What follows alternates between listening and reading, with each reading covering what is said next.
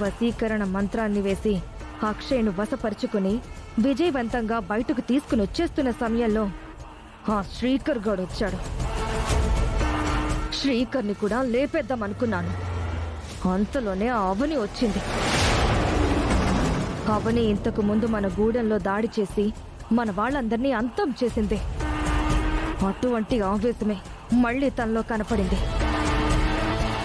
తన చేతికి చిక్కడం మంచిది కాదని పారిపోయి రావాల్సి వచ్చింది.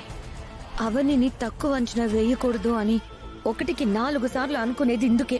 ఆ సమయంలో నా మీద కూడా ఏదో శక్తి పనిచేసినట్టు అనిపించింది. ముక్కు పుడక దొంగతనం విషయంలోనూ అందరి కంట్లో పడిపోయా. శ్రీకర్ మీద దాడి చేస్తూ మరోసారి దొరికిపోయావు. నువ్వు ఎవరివి, ఎక్కడ దానివి, ఎక్కడి నుంచి వచ్చావు, ఎందుకు వీళ్ళని ఇబ్బంది పెడుతున్నావని నీ మీద అవనికి ఆలోచనలు మొదలయ్యి ఉంటాయి. ఆ ఆలోచనలో అనుమానాలు అవుతాయి. ఆ అనుమానాలు ఎంక్వైరీకి దారితీస్తాయి. అవని నిన్ను అంత తేలిగ్గా విడిచిపెట్టదు. నువ్వు అవనికి దొరకకుండా ఉండడానికి ఒక్కటే మార్గం. ఏంటది? వెంటనే రూపం మార్చుకో.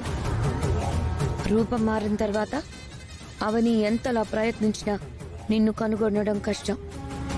ఎవరిని అడిగినా నీ గురించి చెప్పలేరు. నువ్వు దొరకవు. నీ వలన నేను దొరకను. ఏమంటావు? అదంతా సులభం కాదు. ఈ రూపంలోకి రావడానికి శక్తుల్ని ఉపయోగించాను. మళ్ళీ నా పూర్వపు మాంత్రిక రూపంలోకి చేరుకోవాలంటే ప్రత్యేక పూజలు మొదలు పెట్టాలి. విషానికి విరుగుడు వేసినట్టు ఈ రూపానికి కూడా విరుగుడు పూజ ఉంటుంది.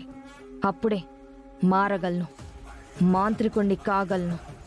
అయితే నువ్వు వెంటనే ఆ పూజలు మొదలుపెట్టి రూపాన్ని మార్చుకో. మిగిలిన విషయాలు మనం తర్వాత మాట్లాడుకుందాం.